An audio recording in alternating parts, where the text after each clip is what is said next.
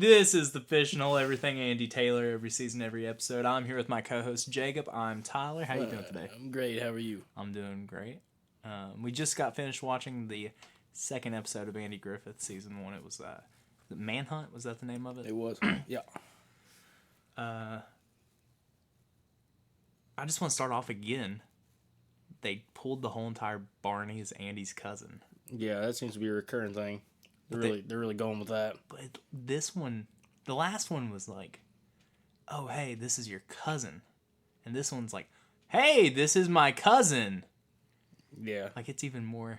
They're pushing it pretty hard. Yeah, but it starts off with old Ope Taylor and Andy, and they're fishing in a little boat. It looks like Andy may have made it. Yeah, one of the very few times you see Opie not armed.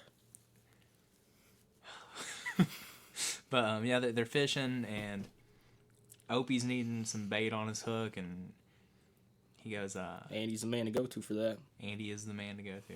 And Opie's like, well, Paul, it looks like you're putting ham on the line. Yeah, crazy. Unheard of. You know, and you made the comment, I can use a peanut butter and jelly sandwich. Yeah, I was trying to predict what he's putting on the hook. Yep. And then Andy said, well, Ope, it's because might be putting ham from our sandwich on there, or lunch on there. And Opie was not having it at first. But, Absolutely not. They like immediately caught a fish, kind of like Aunt B in the last. Both times they've been fishing, which helps the name of the podcast a lot. Mm-hmm. Which, yeah. By the way, the name of the podcast is The Fishin' Hole, and that's because the theme song of Andy Griffith is called The Fishin' Hole. Mm-hmm. Not just because we're big fishing fans. But Which we are. I dabble. I try. I do my best. Not very successful. No. But you were there for the first fish I ever caught. That you hung? Yeah. I didn't realize that the line had went over a tree branch. I started reeling it in. I was so excited, and I saw the fish, and I was like, oh, boy, I finally caught my first fish. And it just started flying up into the air. Straight up. And then we tried getting it by, like, letting it down and reeling it back up. We're torturing this fish. Fish can't feel pain. I guess, but that was awful. I mean, yeah, experience for I me. definitely wouldn't have wanted to be the fish, for sure. The Andy Griffith show. That's what we're talking about. Yeah. Mm-hmm. No, so Opie gets a fish like immediately, and he gets it in, and he'd been doubting. He was doubting Opie. Yeah, everyone's favorite Bible story. Yeah, and he was like, hey, he didn't call him Andy. Disrespectful. He said.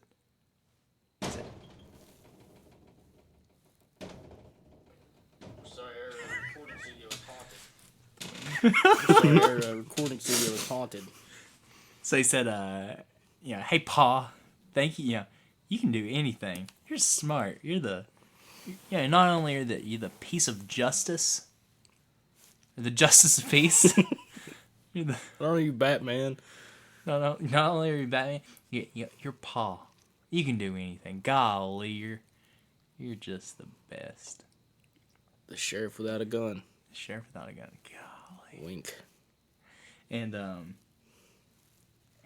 by golly, you know what he couldn't do? Fix a hole in a boat, because the boat started sinking. Had a hole in it. So just a ton of water. So they paddle him back to shore, and they're pulling the boat out of the water, they're hiding it up behind some trees so nobody gets in it, and it's when old Deputy Fife shows up. The one and only. And he starts going, Andy, I've got big news. And it's big. Big news. It's pretty big. And that bit got kind of old real quick. Yeah. A lot quicker than they ended it. But, yeah. And you find out that there's a manhunt. The state police are coming to town.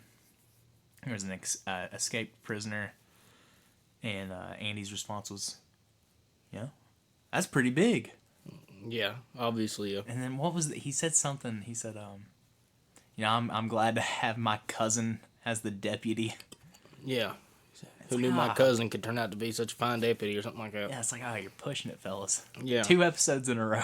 Yeah, like, we get it. Move on. I don't know what the point of, like, just say, oh, high school for, or he applied to be the deputy. Yeah. Maybe he was qualified for the job. Well, so they get back down to the old police station, and that's when the whole North Carolina police force shows up. And they're coming in with old motorbikes, cars, and Yep. police officers with them. Yeah, hopefully. Not Not just the motorcade. And they get there, and I remembered this part of the episode faintly, and I think I'd maybe seen some clips of it recently. But they all get into the local police station. They're all they're all rude to Andy and Barney. They're just acting like they're not there. Yeah, just completely pushed them out of the way. And they pull up a board that's a map of Mayberry. And Andy said, well, golly, we had the same map over there. This one's just as fine as the one you took down. Mm-hmm. And that's when the what's he called? What do you call him? The captain. I couldn't think of his title. He puts a magnet on where Mayberry is. Completely unheard of in North Carolina. Yeah. No one had ever seen a magnet before. Because Andy grabs it and just starts throwing it on the board. He says, well, that's mighty fine. You just sticks and don't fall off.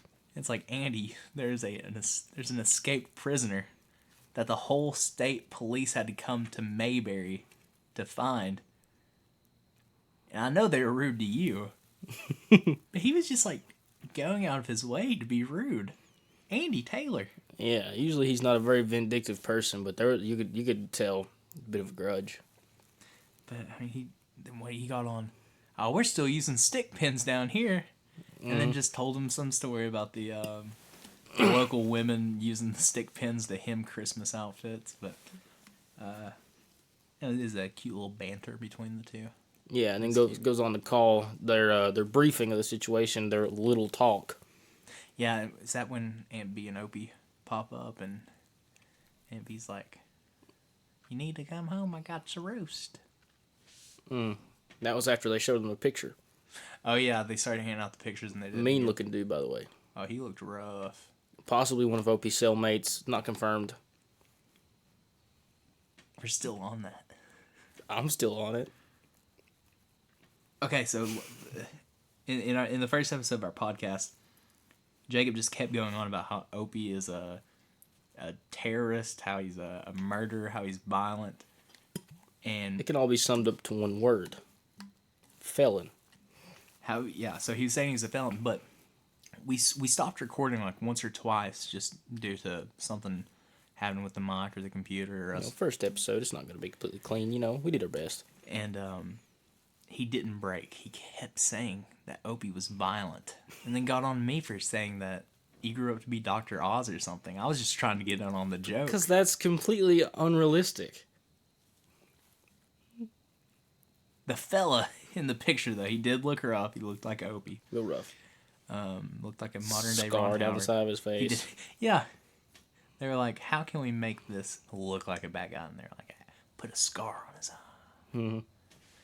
And, well, I mean, if he already had that scar, I don't want to, like, make fun of him for it. But if it was a prosthetic, it was a little over the top. But, Probably not bad for its time. Yeah, they didn't, like, say what he was, like, I guess he was just in trouble for escaping. Yeah, I know. They never say what he does. But they do have Otis in the cell right before the police show up. They do, yeah. And they're like, that's the first time you see Otis, and it's the first time that you see him let himself out of the cell, and he goes, hey, Andy, it's pretty much time. And he goes, oh, yeah, you're free to go. He just lets himself right out. And Barney's like, he says, now, Otis, you love your town. Will you? Yeah, you're civic-minded. Just stay one more night. And he goes, oh, I'd love to, Barney, but I got choir practice tonight. Yeah, which just holds a completely unrealistic truth that, They do a lot of... I interrupted you, I'm sorry. No, go ahead. They do a lot of choir episodes. They do. The choir is a big part of their town. I mean, it's a big event. Andy sings. He does sing. I mean, yeah, Andy was a music teacher. He's a musician. What's this episode about? About the escaped convict. Oh, yeah, the escaped convict. So they start showing pictures of him.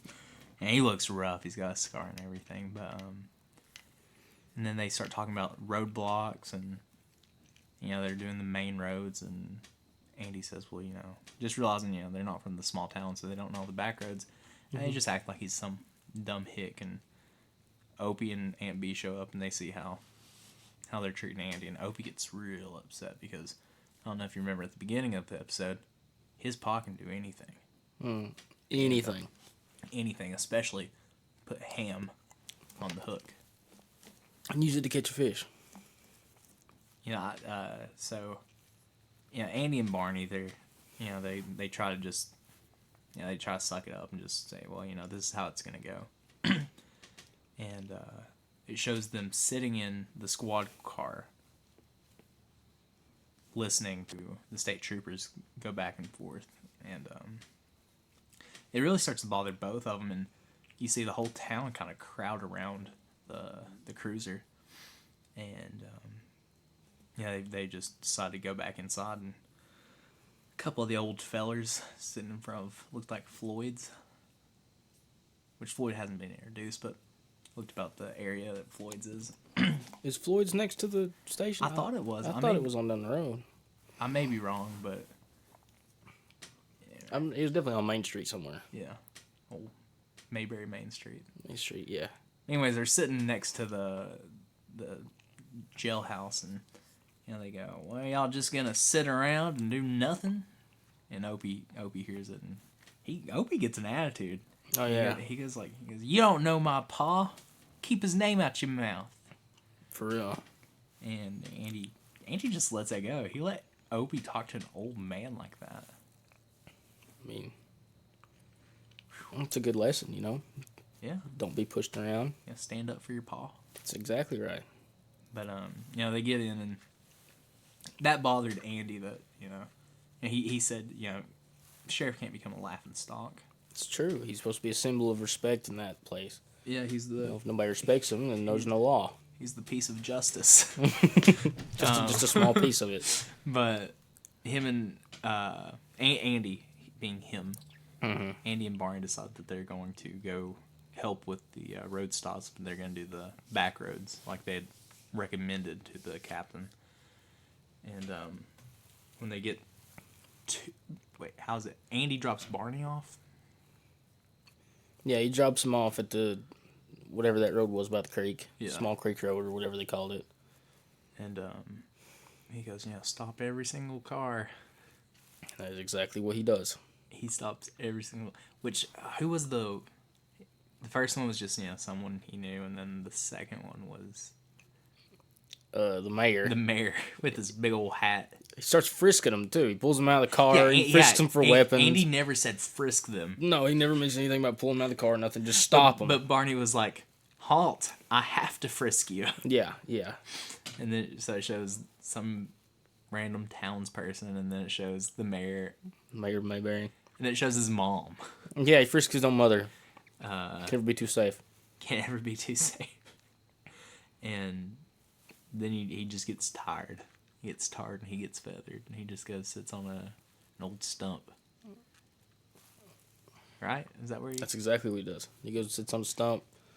And that's when you see the big feller in the picture. Yeah. And we're not talking about Opie. The convict. No. The other convict. No, Opie's not a convict. But yeah, you do see the escaped prisoner. And he's coming down the woods, and...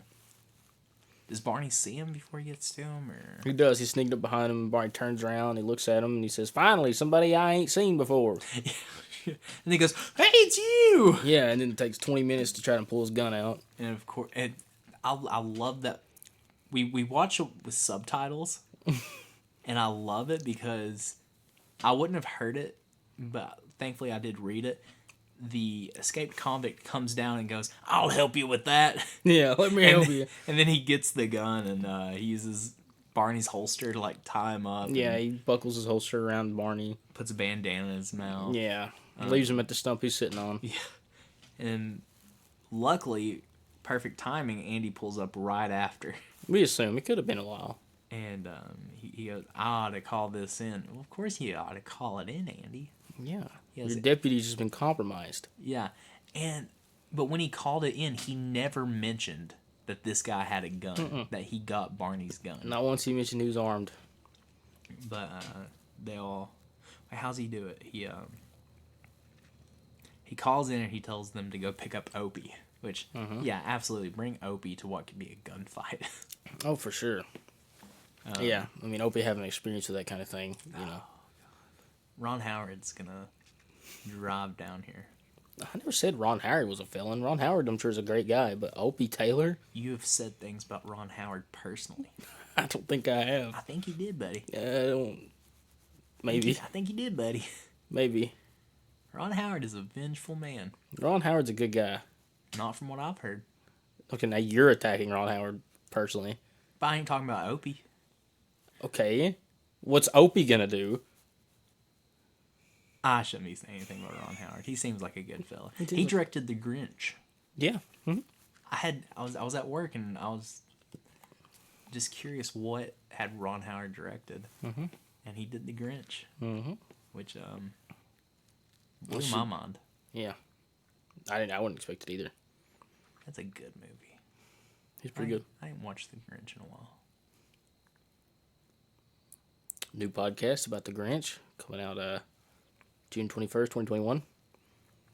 Okay, I like it. So they get Opie and they go pick him up, but in the meantime,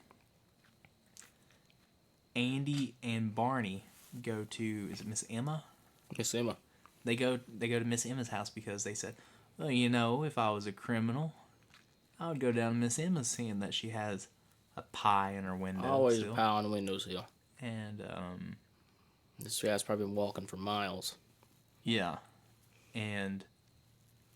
or at least a couple miles. Mm-hmm. And he gets down to Miss Emma's, or Andy and Barney get down to Miss Emma's, and they knock on the door, and she's just being real short with them. Yeah, Which, not saying much. Not too long ago, Barney did try to arrest her for jaywalking.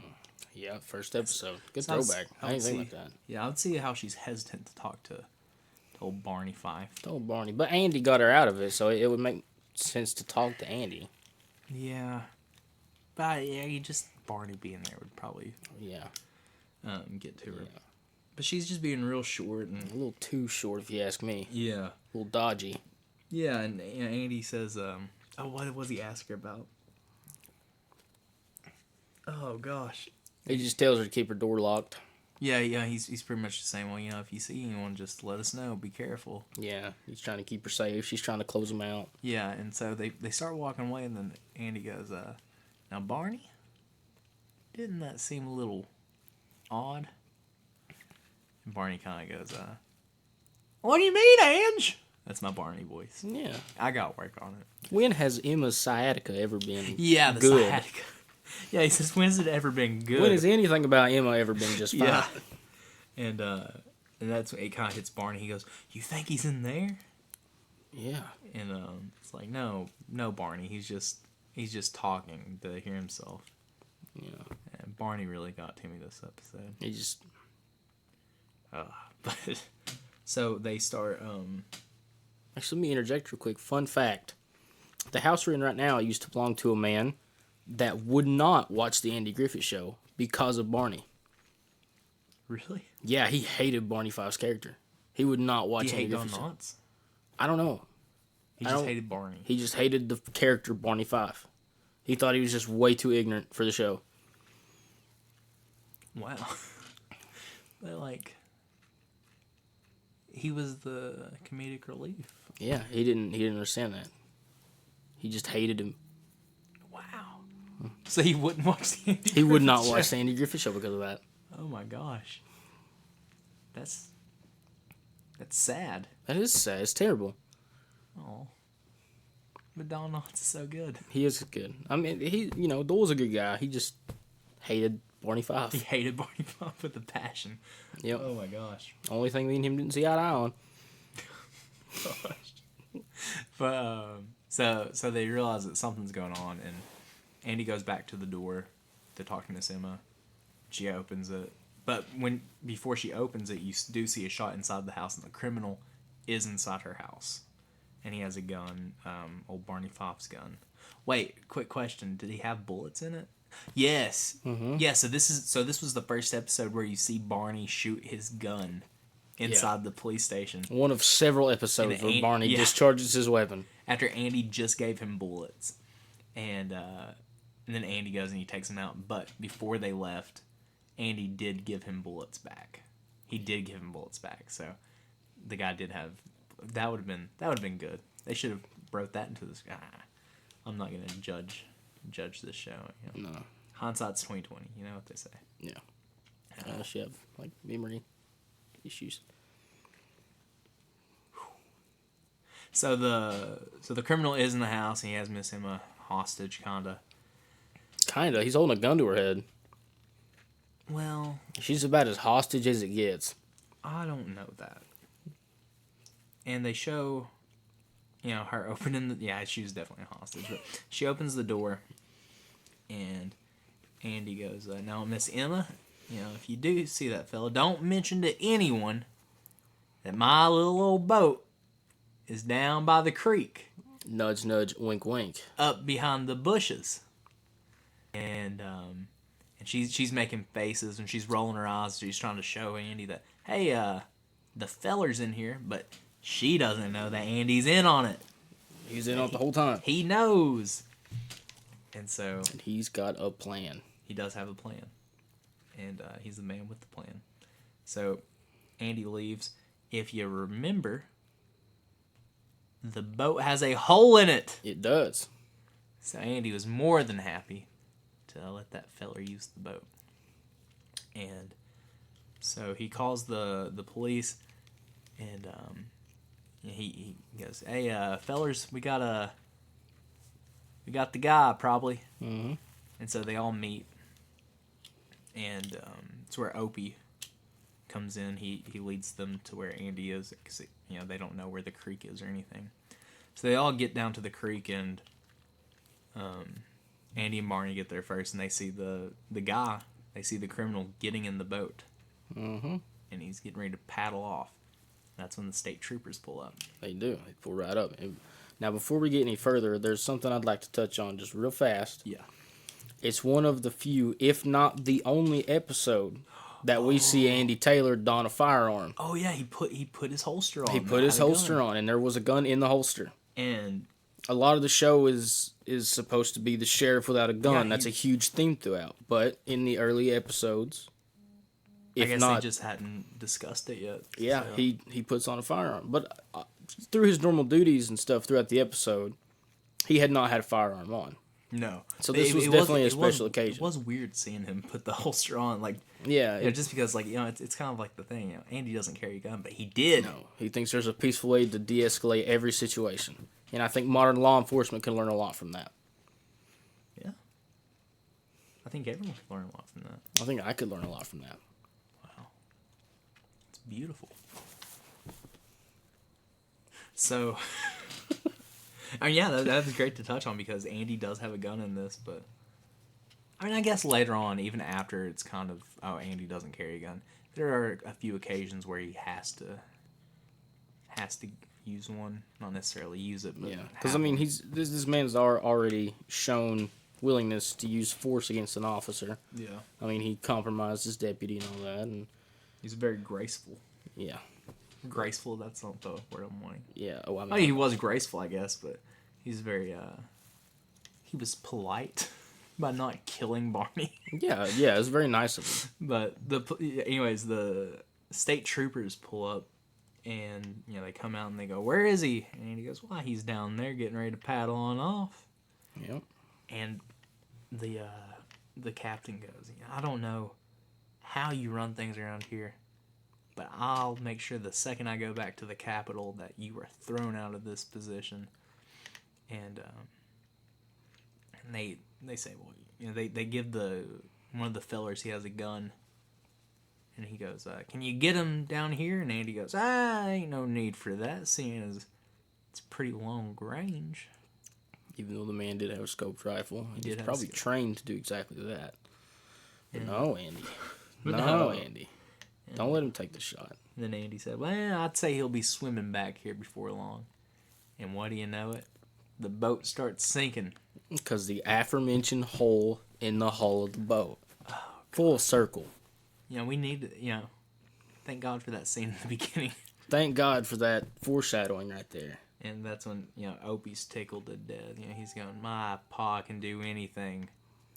My right. pa's the greatest. He caught this bad feller. And, they all get back to Mayberry with the prisoner. Mm-hmm. And, he's sitting in the back of a cruiser and they're getting ready to take him off. And the captain, completely changed how he is towards Andy because he realized, gosh, Andy, he's a good guy. He's a good guy. And they're talking. He goes, Andy, the second I get back to the city capital, I'll make sure the state sends you a citation for all this. Mm-hmm. And he goes, oh, no, send me one of those maps with those sticky things you got. Andy loves his magnets. Made a big deal of those magnets. Yeah, he did. I mean, it's like he'd never seen one before. There's no way that Aunt Bee didn't have magnets on her refrigerator. They had to have. At least one or two on the icebox. Well, did they? I don't think Were they did. decorative magnets a thing then? I don't think so. Anyways, that's pretty much the end of the episode. And, Barney, or not Barney, but Opie gets to go back on the whole thing of, my pa's great. He can, he caught the bad guy. Yeah. It was a good episode. Yeah, we do see Barney once again not discharge his firearm, but fail to use it entirely. He pulls it out saying, we'll be ready for the next one, and then tries to spin it. And gets he tries to spin it. He finger pinches stuck himself. in the trigger guard. And then Andy has to come over, and he goes, it's pinched! 10-4! 10-4! We see that a lot. Barn loves to scream 10-4. It's like a kid learning a phrase for the first time. Barney loves to scream. Barney loves his screaming. Whenever Don Knotts did Scooby-Doo, was he just Don Knotts, or was he like, was he a character, or was he Barney? I think he was Don Knotts. What a great way to be famous. Just play yourself on a show. Oh, yeah. For sure. I'm not going to lie, for the longest time, like, for some reason, the first time I heard about Don Knotts' death, for some reason I was like, so that's why he wasn't on Andy Griffith anymore. As if that show wasn't like 30, 40 years before he died. I don't know why, but I was watching the, probably because we're doing an Andy Griffith podcast, I was watching, like, the CNN coverage of Don Knotts' like, death. Mm-hmm. And it was so sad. I didn't watch the... Don't. I mean, if you want to be sad, then watch it, but... I mean, I don't want to be sad. So... How many, I forgot what I was going to say just now. It was a good episode. It wasn't the best episode that we've seen, but it was definitely a good one. Of the two we have seen so far. I mean, we've watched a lot of Andy Griffith. Right. But, no, I mean, it's definitely a great episode, a great show. I mean, I'm very happy I'm getting a reason to watch all of them again. Oh, yeah, yeah. 1 out of 5. What do you think? 1 out of 5? What? 1 out of 10. How's that? I'll double it. Double it? First episode. Okay, let's go. First episode. Let's start rating them. First episode. What do you think? First episode was like I'll probably say like a 6 out of 10. But I mean, it's hard to have a good pilot because you got to fill up so much time introducing all of the characters and what the show's going to be about. So I'll give it a 6 out of 10. Second episode was probably, I'll give it a strong 8 out of 10 because it's actually one of the few episodes where Mayberry has to deal with an outlying threat. Mm-hmm. Like, it's the first time that you really see them being law enforcement. Yeah. And it's pretty early on, too. Yeah. So maybe they're trying to find the tone of the show. Like, did they want it to be just small town, or did they want it to be every single week there was something new coming into town? Yeah. And, because a lot of episodes really don't even deal. Like, if he wasn't wearing the uniform, you wouldn't know that Andy Taylor's a sheriff. He wears the uniform all the time. Yeah, because a lot of stuff he does on the clock. which is probably irresponsible. Ooh, he could get in trouble for that. He could, but I mean, well, I don't know. A lot of it he does on like his lunch breaks and stuff. Like he'll go to the diner. Well, maybe like where he's the only sheriff. There's only one sheriff and one deputy. He really don't have a lot checking him, does he? Well, he might like be on call, maybe just On constantly. call. Because Who's gonna call him? Sarah, Sarah, the the operator. operator. Well, I mean, you have to think. I mean, out of the whole entire town, there's only 2 law enforcement. Yeah, that town is just good for no reason. It would not be hard for an uprising. They left Otis. They did. They leave Otis all the time. But yeah, like that's weird. Like they just leave the prisoners. Yeah. Like that cannot fly. Like human rights would be all over that. Yeah, for sure. Which we'll have to cover later in the inspection episode. Oh yeah. When the inspector comes down and he's frazzled. Oh buddy. Oh, he's frazzled. But no, Andy does wear his uniform all the time. Yeah.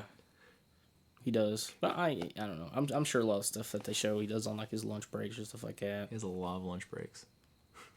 A lot of lunch breaks. One per episode. I would give the pilot episode like a 4 out of 10.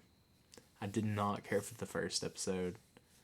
Like, it didn't do anything for me. Like, it was one of those throwaway episodes for me. Yeah. This one, I would agree an 8 out of 10. I think it was a really good episode. Yeah. I'm really excited for them to like introduce like Floyd and Gomer and Goober and everyone, and my favorite, Ernest T. Bass. It's gonna be a while before they introduce Floyd because there was a barber before Floyd. Was there? There was. Oh gosh, I feel awful that I don't remember some of this. I'm pretty sure. Yeah. And then of course Goober comes in much later, I think. Mm-hmm. It's Gomer first, but yeah, I'd say that pretty much covers this episode. So I can't think of anything to add. Thoughts, prayers. All hearts and minds clear. I think so. All right, this has been the Fishing Hole. I'm Tyler. This is my buddy. I'm his buddy. Jacob. Thought you'd say your name there. No, but absolutely not. Thank you guys for listening and watching along with us. You should probably watch the second episode, that way you can follow along. But yeah, I don't think you have to because we tell everything. We pretty much sum it up. Yeah, if you want to be on board for next week or whenever we get it out, definitely watch the third episode. It's on Netflix, on Amazon Prime, probably Hulu. TV Land, MeTV. Go buy the box set at Walmart. Yeah, just build your shrine. So, all right, guys, thank you so much.